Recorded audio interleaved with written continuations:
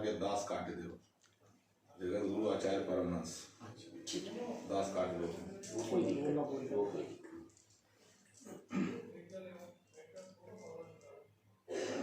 नमस्कार, जय हिंद, वंदे मातरम। आप देख रहे हैं चाणक्य न्यूज इंडिया। मैं हूं अशोक मिश्रा।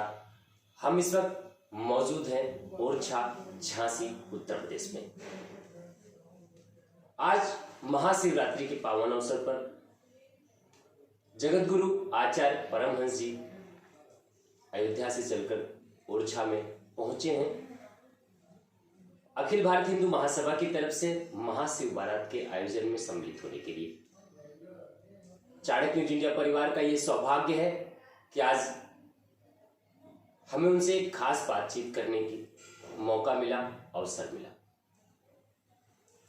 सबसे पहले आपका बहुत बहुत स्वागत है चाणक्य न्यूज इंडिया। जय श्री राम। और मेरा पहला सवाल, जैसा कि हिंदुत्व को लेकर आप इतने वर्षों से संघर्षरत जी, आज के समाज को देखते हुए हिंदुत्व की परिभाषा क्या है? देखिए, ऐसा है, हिंदुत्व मतलब है सनातन, जो अनादिकालीन है, जो एक जिसके बिना जो है तो व्यक्ति श्रेष्ठ न बन सके, जो एक आदर्श विचारधारा है, उसको हिंदुत्व कहते हैं। और वास्तव में जो धर्म जिसको कहते हैं, जिसको मानवता कहते हैं, उसी का नाम हिंदुत्व है। और एक ही धर्म है, सनातन धर्म, बाकी कोई धर्म नहीं। जैसा अभी कुछ दिन पहले एक मैं जिक्र करूंगा, एक कोई व्यक्ति ने कहा जो कि उसने आप स्वयं बताया, कहा हमारा धर्म नहीं, हमारा मजहब है और हमारे धर्माचार्य नहीं होते हैं। उसने कहा कि हमारे यहाँ इमाम होते हैं। मतलब यह है कि लोग इस बात को समझने लग गए हैं कि धर्म एक ही है, सनातन धर्म, जो हिंदुओं का है। धर्म का मतलब है एक श्रेष्ठ विचारधारा, एक महानता का, एक समुद्रवत, आकाशवत, और जहां एक चींटी से लेकर के चींटी को भी जो बचा के चलते हैं, जहां वनस्पतियों में भी देवत्व बुद्धि है, जहां नदियों में भी मातृ बुद्धि है, जहां पशु पक्षी को भी दाना डाला जाता है, जहां सबके सम्मान की बात होती है, और जहां यहां तक लोग कहते हैं कि जिस परात्पर परमात्मा की आप बात कर रहे हो, वह परात्पर परमात्मा सभी जीवों में है, इसलिए सबका उतना ही सम्मान करो जिसको तुम उस परमात्मा का जितना सम्मान करना चाहते हो। इसलिए धर्म एक ही है, सनातन धर्म।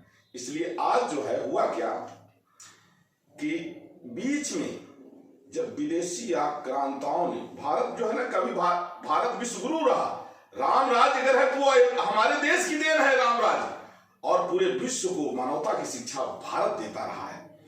बीच में हुआ क्या, जब मुगल काल आया, विदेशी आक्रांताओं ने आकर के क्या किया कि पहले जो सनातन शिक्षा है उसको तोड़ने का काम किया। तक्षशिला, नालंदा जैसे जो हमारे सर्वोच्च शिक्षा के विश्वविद्यालय थे, उसको ध्वस्त किया गया। 6-6 महीना वहां आग जलती रही। जो हमारी गुरुकुल पद्धति थी कि एक व्यक्ति 10,000 विद्यार्थियों को हर तरह से शिक्षाओं में पारंगत कर देता था, वो हमारी गुरुकुल व्यवस्था को ध्वस्त कर दिया गया। आज पाश्चात्य के पास कुछ है नहीं, पाश्चात्य संस्कृति में कुछ भी नहीं है। वो लोग तो सिर्फ भारतीय संस्कृति का जूठन थोड़ा लेकर के जी रहे हैं।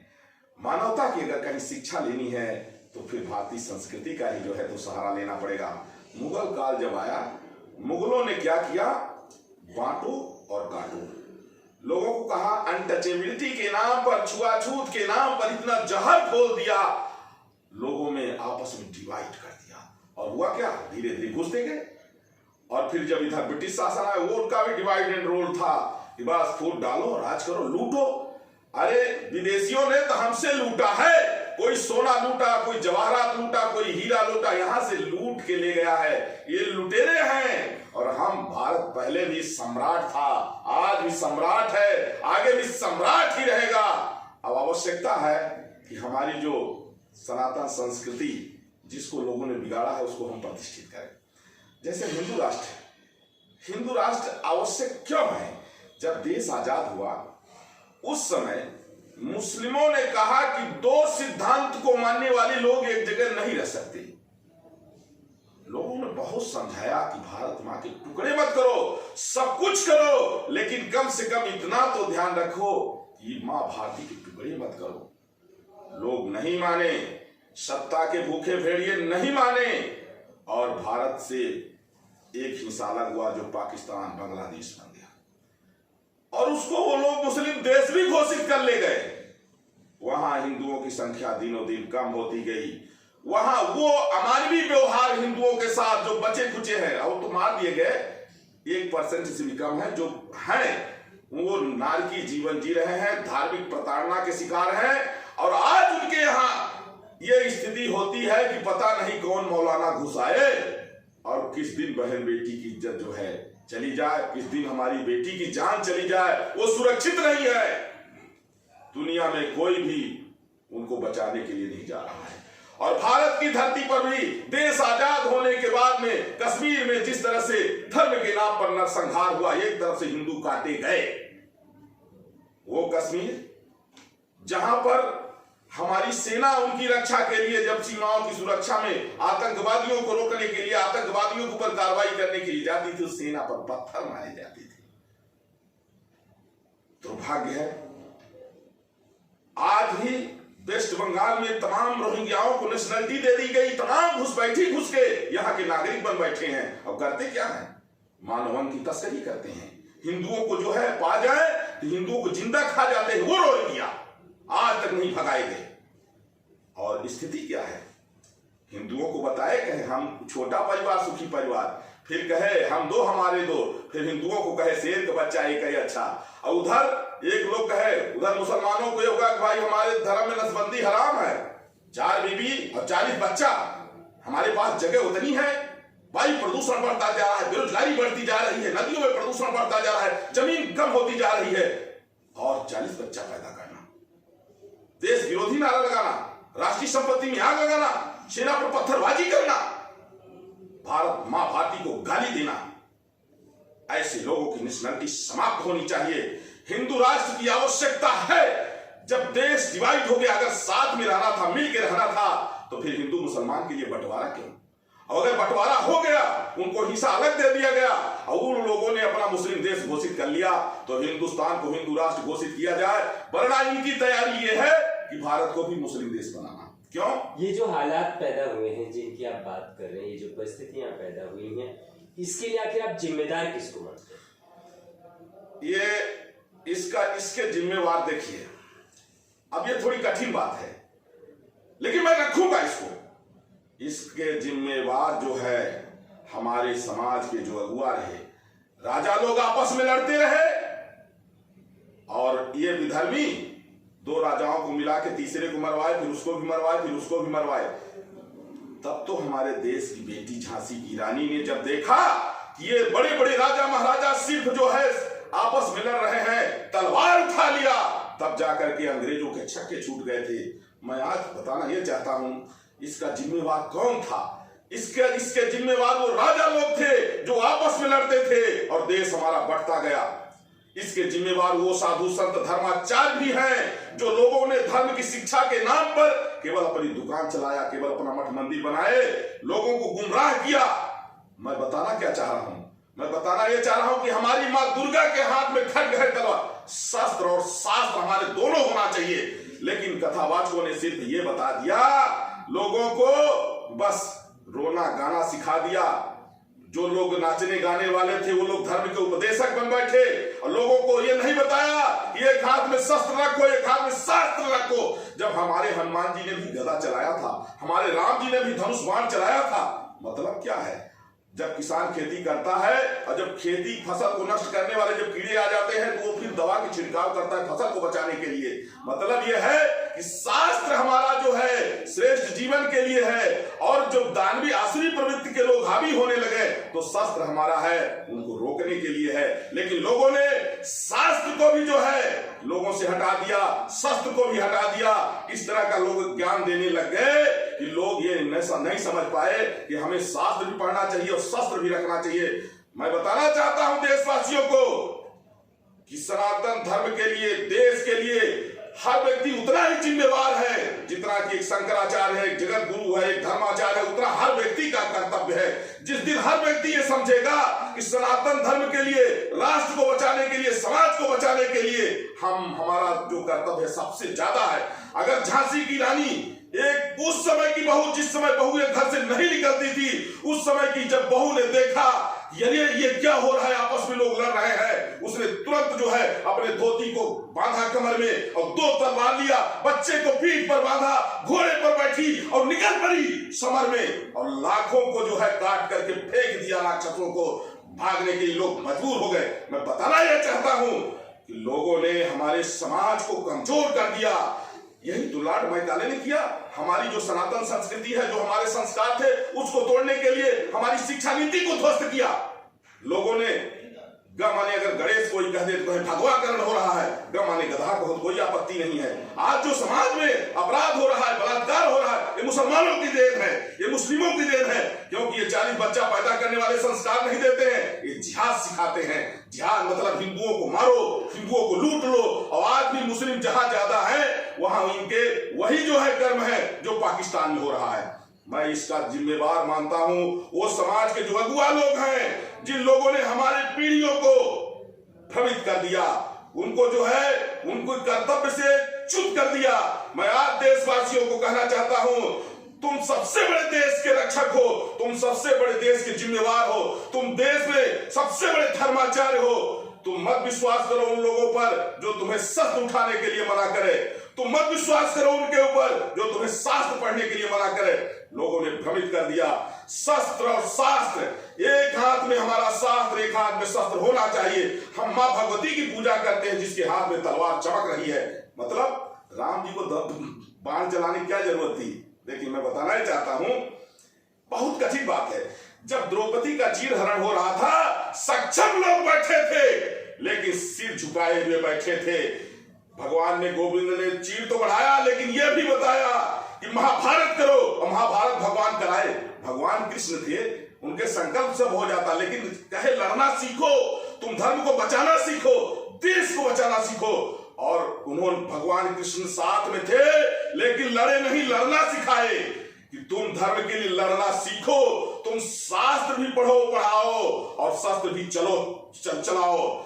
मतलब भगवान जो है धनुष बाण चला के, राम जी ने यह बताया कि अगर राक्षस आ जाए तो तुम बहन बेटियों की रक्षा करने के लिए सक्षम बनो, तुम अपने देश की रक्षा के लिए सक्षम बनो।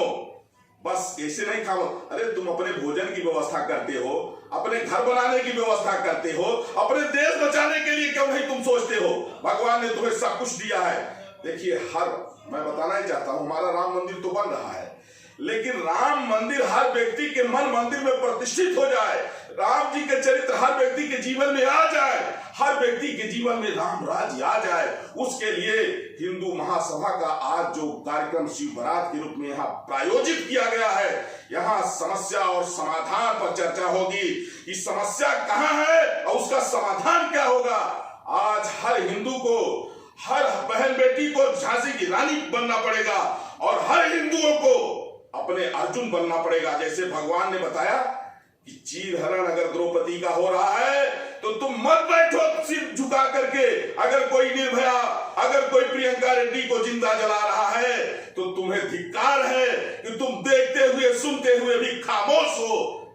आए दिन ऐसा कोई दिन नहीं होता जिस दिन हमारी बहन बेटियां इन जिहादियों के कारण उनकी हत्या न होती हो। महाराज जी, आज जो समाज के हालात हैं, इस देश में जो राजनीति चल रही है, आप अयोध्या से आते हैं, अयोध्या राम मंदिर की लड़ाई बखूबी आपने देखी है, शुरुआती दौर से लेकर आज तक हर कदम पे आप रहे हैं। ऐसा नहीं लगता कि मंदिर बन तो रहा है, लेकिन एक अलग तरह का मैसेज, एक अलग तरह का संदेश लोगों में जाने लग गया है। जिस राम मंदिर को लेकर हर हिंदू के मन में एक ललक हुआ करती थी, आज कहीं न कहीं उसके मन में एक दर्द पैदा होने लग गया है। यह विषय सबको जानना चाहिए। आपने बहुत अच्छा प्रश्न किया। मर्यादा पुरुषोत्तम भगवान श्री राम लला के दिव्य भव्य राम मंदिर के निर्माण के लिए हर हिंदुओं ने प्रयास किया है और सभी हिंदुओं के प्रयास से 501 लंबे काल तक संघर्ष के बाद में सर्वोच्च न्यायालय ने जजमेंट दिया। आज मंदिर बन रहा है, लेकिन मंदिर बनने के पहले ही वो मुगलों के बच्चे, वो जिहादी चैलेंज कर रहे हैं कि थोड़े दिन इंतजार और करो। जिस तरह से उस समय मंदिर टूटा था, फिर मंदिर टूटेगा। और उसके लिए जो उनको 5 एकड़ जमीन मिली है वो जमीन क्रय करके और बढ़ा रहे हैं। और पूरे विश्व से उनका जो एक संगठन है जिहादियों का, वो इस तैयारी में है कि हम किस तरह से फिर मंदिर को तोड़ेंगे। अब आवश्यकता है मुस्लिमों के जो है उनकी, मुसलमानों के बहुत देश है, 52 देश है पूरे, देखिए 204 देश है पूरे विश्व में, 204 देशों में 52 देश मुसलमानों का है, 157 ईसाइयों का है। हिंदुओं का अपना कोई देश नहीं। क्यों? इसलिए कि हिंदू केवल अपने आप ये सोचता रहा, अरे चलो कोई बात नहीं, अरे क्षमा कर दो, अरे कोई बात नहीं। लेकिन अगर क्षमा करने से राक्षस सुधर जाते तो भगवान को वध न करना पड़ता। अगर क्षमा करने से जिहादी मान जाते तो महाभारत न होता। और आज भी महाभारत की जरूरत है, आज भी रावण के वध की जरूरत है, आज भी ईसाइयों मुसलमानों को नेशनलिटी समाप्त करने की आवश्यकता है। आज भी हर हिंदू को उसी तरह से तैयार होने की आवश्यकता है। हम राम को पूजते हैं लेकिन राम के आदर्शों पर क्यों नहीं चलते भाई? हम आज पूरे देश से आह्वान कर रहा हूं, राम को पूजिए, राम का नाम लीजिए और राम की तरह मर्यादा का पालन करिए और शस्त्र और शास्त्र दोनों साथ में रखिए। आप अर्जुन की तरह है, आप मर्यादा का पालन करिए लेकिन शस्त्र और शास्त्र दोनों रखिए। धर्म पर चलिए, राष्ट्र की रक्षा करिए और भारत को हिंदू राष्ट्र घोषित कराने के लिए अब समय है। अगर 10 साल तक हिंदू और सोया रहा तो कश्मीर की तरह हिंदू काट के फेंक दिया जाएगा। और जिस तरह से कश्मीर में लाखों हिंदुओं की बहन बेटी के साथ में बलात्कार मूल्य किए हैं और तमाम न जाने कितनी बेटियां आज भी करें, आप सोचिए गोधरा में 6 बोगी कार सेवकों को जिंदा जला देना आजाद भारत के बाद में। मुसलमान संविधान को नहीं मानता है, मुसलमान जो है उसके अंदर मानवता नहीं है। मुसलमान को तो सिर्फ यह है कि जो कहता है कि जो अल्लाह को नहीं मानता वो काफिर है और काफिरों की हत्या करना उसका धार्मिक अधिकार है। ये जिहाद तो बचपन से, अरे मदरसों से जब आतंकवादी निकल रहे भारत में, मदरसों से आतंकवादी निकल रहे भारत में, मदरसों में हथियार का जखीरा पाया जा रहा है और सिखाया क्या जाता है सिर्फ हिंदुओं की हत्या करना। इसलिए मैं माफी चाहता हूँ आपको रोकने के लिए। मेरा सवाल ये नहीं था, मेरा सवाल ये है कि हजारों 500 सालों के संघर्ष के बाद आज जब राम मंदिर की नींव डल रही है, मंदिर निर्माण का कार्य प्रारंभ हो चुका है, ऐसे में जो हिंदुस्तान में हिंदू है उसके मन में एक पीड़ा ये उठ रही है कि ये मंदिर क्या प्रभु राम का है या चंद लोगों का। इसको लेकर कहीं ना कहीं एक जो पीड़ा है हर हिंदू के मन में है। आप हमेशा से संघर्ष करते आए, अखिल भारत हिंदू महासभा हमेशा से हर चीजों पे संघर्ष करती आई, तो आपको ऐसा नहीं लगता कि जो जन भावना है उसको ध्यान में रखते हुए इसको लेकर भी कोई कदम उठाना चाहिए, कोई संघर्ष, कोई ऐसी परिणति करनी चाहिए कि समाज को एक अच्छा संदेश जाए कि नहीं, ये मंदिर जिसके लिए हिंदुओं ने अपना प्राण न्यौछावर किया, हजारों कार सेवक मारे गए, हजारों लोगों ने गोलियां खाई, लोगों बहन बेटियों ने अपने गहने तक गिरवी रखे, बेचे, सब कुछ किया, सालों से संघर्ष चला। उस संघर्ष की परिणति क्या ये जो हो रही है ये उचित है या अनुचित है? मेरा सवाल आपसे ये है। देखिए ऐसा है कि आज जो राम मंदिर बन रहा है इसमें देश के हर हिंदुओं का तन मन धन से सहयोग रहा है। जो आप कह रहे हैं कितने राम भक्त इसमें अपनी जान को भी गंवाए हैं, कितने लंबे काल तक लोगों ने संघर्ष किया है, बहुत लोगों के जीवन इसमें चले गए। ये अन्याय जरूर है कि राम भक्तों से आज पैसा तो लिया जा रहा है, लेकिन देशवासियों को जो सम्मान मिलना चाहिए राम मंदिर के नाम पर वो कुछ चंद लोग जो है उसको अपने निजी जो है तो उसका वो लाभ ले रहे हैं। लेकिन हमको इससे इतराज नहीं है। प्रभु श्री राम का मंदिर बने, हम दर्शन करेंगे। ऐतराज नहीं है महाराज जी, ऐतराज किसी को नहीं है, हमें ऐतराज नहीं है। हमारे को खुशी है इस बात की कि मंदिर निर्माण हो रहा है, चाहे इनके प्रकरण कैसे भी हो रहा है, हमें इस बात की खुशी है। लेकिन आप इस बात को उचित नहीं मानते कि जिन लोगों ने अपने प्राण न्यौछावर किए, जिन्होंने अपना खून गंवाया, जिन्होंने भगवान श्री राम के मंदिर निर्माण के लिए अयोध्या में अपने प्राणों की आहुति दी, क्या उनको सम्मान मिल पा रहा है? मेरा सवाल आपसे सिर्फ इतना है। बिल्कुल, ये आप सही कह रहे हैं। शायद है इससे लोगों को थोड़ा बुरा लगेगा, लेकिन जो सच्चाई है वो सामने आनी चाहिए। यह सत्य है कि संघर्ष में करोड़ों हिंदू साथ में थे और जब सम्मान की बारी आई तो चंद लोग ही उसका लाभ ले रहे हैं।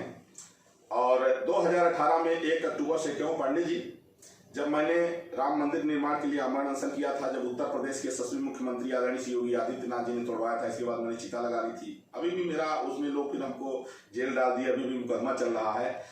तो ये बात बिल्कुल सही है कि ये अन्याय भी हो रहा है। भारतीय जनता पार्टी कहीं न कहीं से उन राम भक्तों का अपमान भी कर रही है, इसको लेकर के कि राम मंदिर में जिन लोगों ने जान गंवा दिया उनको न्याय नहीं दिया गया, जो लोग पूरा जीवन लगा दिए उनको नजरअंदाज किया गया, और जिन लोगों ने पूरे जीवन में ये सपना देखा था राम मंदिर के लिए, वो मरण शैया पर पड़े हैं, उनको पूछा तक नहीं गया। ये कहीं न कहीं से भारतीय जनता पार्टी में एक ये आरोप नहीं, ये बिल्कुल सत्य है कि उन राम भक्तों को नजरअंदाज किया गया, अपमानित किया गया, किया जा रहा है। लेकिन राम भक्त अपने राम के लिए तन मन धन से आज भी सहयोग कर रहे हैं, करना भी चाहिए।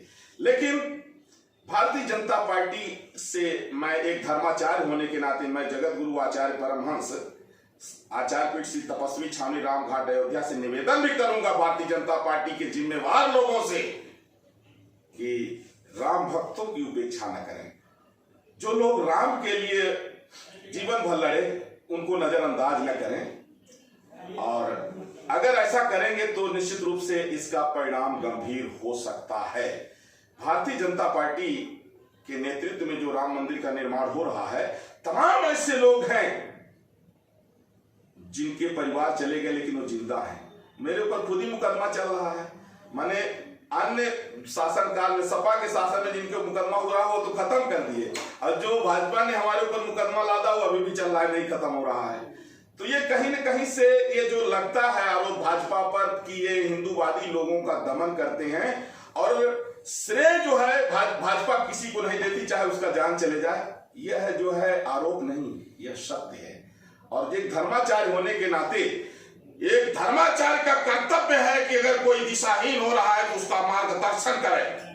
आज मैं आदरणीय प्रधानमंत्री नरेंद्र मोदी जी से भी कहूंगा, उत्तर प्रदेश के यशस्वी मुख्यमंत्री योगी आदित्यनाथ जी से भी कहूंगा कि जो राम भक्त हैं उनका सम्मान होना चाहिए, और अगर उनका नजरअंदाज आप कर रहे हैं, उनका अपमान कर रहे हैं, तो इसके परिणाम भी आपके लिए गंभीर हो सकते हैं। एक धर्माचार्य की यदि आप बात मानेंगे, अहंकार में नहीं आना चाहिए। मैं भाजपा से भी कर रहा हूं, अहंकार मत करो। चक्रवर्ती सम्राट महाराज दशरथ भी संतों के पास जब जाते थे, महाराज वशिष्ठ के पास, तो जाके चरणों में बैठ करके और कहते थे, महाराज हमको जो है मार्गदर्शन करिए कि अब देश को किस तरह से आगे ले जाएं, देश के लिए क्या होना चाहिए। हर समस्या के लिए मार्गदर्शन के लिए वहां जाते थे। लेकिन आज जिस भाजपा को पहुंचाने में, यहां तक 2 सीट से लेकर के यहां तक पहुंचाने में सभी राम भक्तों ने दिन एक कर दिया, आज वो राम भक्तों को अपमान के अलावा और भाजपा कुछ दे नहीं पा रही है। मैं उम्मीद करता हूं कि यह आपके चैनल के माध्यम से यह खबर जो है योगी जी और मोदी जी तक भी जाएगी, और ये लोग जो लोग अपने मार्ग से भटक गए हैं शायद अपने मार्ग पर आएंगे और सभी राम भक्तों का ये सम्मान करेंगे जिस तरह से राम भक्तों को सम्मान मिलना चाहिए। उम्मीद है कि जरूर है ये संदेश वहां तक जाएगा। थोड़ा कड़वा लगेगा, जैसे है कि जिस तरह से बच्चे को जब कोई घाव हो जाता है तो माता उसको जब दवा कराती है तो बच्चा थोड़ा बुरा तो लगता है, उसको लगता है कि गलत हो रहा है, लेकिन उसका वो रोग खत्म हो जाना ही बच्चे के हित में है। तो इसी तरह से मैं भारतीय जनता पार्टी का, मैं विरोधी तो नहीं हूं, मैं सपोर्टर हूं भारतीय जनता पार्टी का, लेकिन यह सत्य है कि राम भक्तों का अपमान हो रहा है। राम मंदिर में उन तमाम जिम्मेवार लोगों को जो अभी हैं उनको निमंत्रण तक नहीं दिया जाता। अरे आप तो इकबाल अंसारी को बुला लिया जो जीवन भर पीढ़ी दर पीढ़ी से राम के विरोध में लड़ता रहा। आज जब वहां राम मंदिर बनना हुआ उसको बुला के सम्मान देते हो, लेकिन जो लोग जीवन भर राम के लिए लड़ते रहे उनको आपकी आंखें जो है कहां मुद गई? क्या आप उनको आप नहीं देख पाए? क्या आप उनका सम्मान नहीं देख पाए? क्या आप उनका सम्मान नहीं कर पाए? क्या आप सत्ता में बैठ गए तो आप इतने अंधे हो गए कि उन्हीं लोगों को नजरअंदाज कर दिए? इसलिए भारतीय जनता पार्टी को, मैं योगी और मोदी जी को भी धर्माचार्य होने के नाते मैं ये मार्गदर्शन भी करता हूं कि हिंदुओं का अपमान मत करिए, हिंदूवादी लोगों का दमन मत करिए, और जो भी राम भक्त हैं उनका सम्मान करिए, वरना आपके लिए इसका परिणाम भयंकर हो सकता है। और भारत 2024 के पहले हिंदू राष्ट्र घोषित होगा, ये मैं जगत गुरु आचार्य परमहंस मर्यादा पुरुषोत्तम भगवान श्री राम की सौगंध लेकर के कह रहा हूं। मैं मर्यादा पुरुषोत्तम भगवान श्री राम की सौगंध लेकर कह रहा हूं, 2024 के पहले भारत हिंदू राष्ट्र घोषित होगा। और भाजपा के लोग ये सुन ले, उनको हिंदू राष्ट्र घोषित करना है, क्योंकि हिंदुओं ने उनको इसीलिए यहां तक पहुंचाया है। अगर हिंदू राष्ट्र नहीं घोषित करेंगे तो हम लोग हिंदू राष्ट्र घोषित कर लेंगे 2024 के पहले। ऐसे में एक सवाल और उठता है महाराज जी, आपने 2024 का समय निर्धारित किया हिंदू राष्ट्र घोषित करने के लिए। आजादी से लेकर आज तक जो भी राजनीतिक पार्टियां रही, जो भी राजनीतिक लोग रहे जी, हिंदुत्व के नाम पे सबने अपने वोट बैंक इकट्ठा किए, सबने अपनी राजनीति की, जिसको जैसे मौका मिला उसने हिंदू को वैसे इस्तेमाल किया। बिल्कुल। ऐसे में आज नहीं लगता कि आप कहीं न कहीं इन राजनीतिक पार्टियों के दम पर 2024 में हिंदू राष्ट्र घोषित कर पाना बिल्कुल असंभव है? एक सवाल। दूसरा सवाल, ऐसे में आपको ये नहीं लगता कि हिंदुओं की स्वाभिमान की रक्षा के लिए कहीं न कहीं अखिल भारत हिंदू महासभा को संगठित होकर आगे आने की आवश्यकता है? देखिए, अखिल भारत हिंदू महासभा हिंदुओं की आवाज को सबसे पहला ऐसा संगठन है जो हिंदुओं के हित की लड़ाई को उठाया। अखिल भारत हिंदू महासभा पूरे देश में एक लोगों में जागृति पैदा किया। मैं आज आभारी हूं कि देवेंद्र पांडे जी, जो हिंदू महासभा के, अखिल भारत हिंदू महासभा के राष्ट्रीय महासचिव हैं, आप देश के कोने कोने में जाकर के देश को बचाने का काम कर रहे हैं, क्योंकि 10 साल है हिंदुओं के पास। अगर भारत को हिंदू राष्ट्र नहीं घोषित कर पाए तो 11वें साल कश्मीर की तरह, जैसे कश्मीर में हिंदू काट के फेंक दिए गए, उसी तरह से पूरे देश में जिहादियों की योजना है, मैं आपको बता रहा हूं। और 24 के पहले भारत हिंदू राष्ट्र घोषित हो जाएगा। इसके लिए हम लोग जो है वो रणनीति तैयार कर लिए हैं, क्योंकि अब हिंदू वोट उसी को देगा जो अपने देश को बचाने के लिए सब कुछ, जरूरत पड़े तो आप जो है आपातकाल घोषित करिए। भाई, एक बार इंदिरा ने आपातकाल घोषित किया था कुर्सी बचाने के लिए, जब कोर्ट पे उनकी नेशनलिटी खत्म कर दिया था 6 साल के लिए। सर्वोच्च न्यायालय ने भी उनको जो है, तो उन्होंने क्या किया, आपातकाल घोषित कर दिया। उस समय सारे मानवाधिकार छीन गए थे।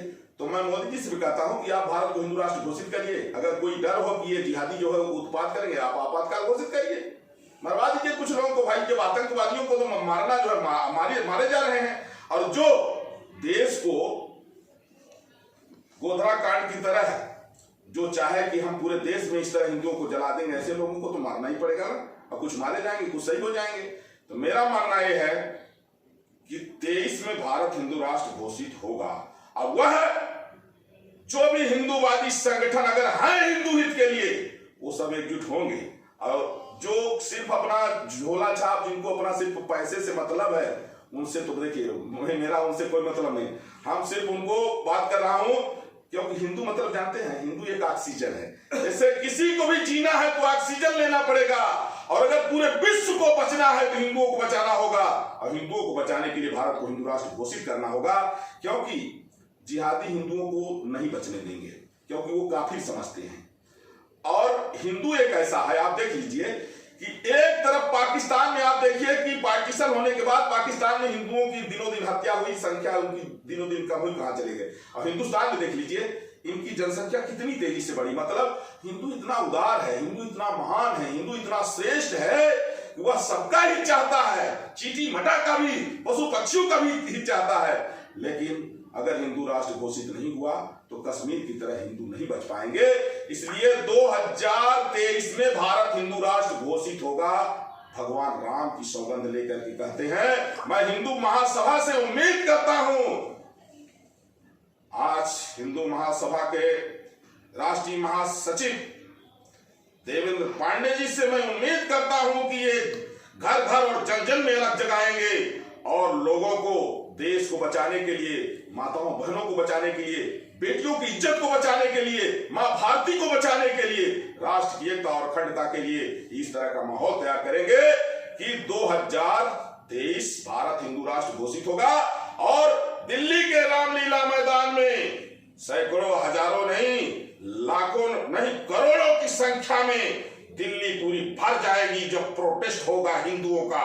हिंदू कभी कमजोर नहीं रहा है, सिर्फ ये रहा क्षमा करता रहा, सिर्फ ये रहा बचता रहा, सिर्फ ये रहा कि चलिए लोग सुधर जाएंगे। लेकिन यदि राक्षस सुधरने वाले होते तो भगवान राम को वध न करना पड़ता, महाभारत न होता, भगवान कृष्ण महाभारत न कराते। इसलिए भारत को बचाने के लिए जिस तरह महाभारत की आवश्यकता पड़ी, उसी तरह से आज फिर भारत को बचाने के लिए, हिंदू राष्ट्र के लिए हिंदुओं को एकजुट होने की आवश्यकता है। और मेरा मानना यह है कि हिंदू जग तो गया है, सिर्फ थोड़ा सा कुछ कारणों से कुछ लोगों का ईगो टकरा जाता है कि भाई वो दूसरा संगठन है, कुछ लोगों का कि हम सिर्फ ये जानते हैं हिंदू मतलब होता है मानवतावादी। तो मानवता को बचाने के लिए, सत्य को बचाने के लिए, राष्ट्र को बचाने के लिए, आज सीरिया में क्या है? सीरिया में हिंदू तो नहीं है तो मुल्ला, लेकिन आपस में लड़ रहे हैं। क्यों लड़ रहे हैं? क्योंकि उनके अंदर कोई आदर्श नहीं है, कोई मानवता नहीं है। पहले वो हिंदुओं को खत्म किए, अब आपस में लड़के खत्म हो रहे हैं। जिस दिन हिंदू नहीं बचेगा, पूरा विश्व सीरिया की तरह आपस में लड़के मर जाएंगे।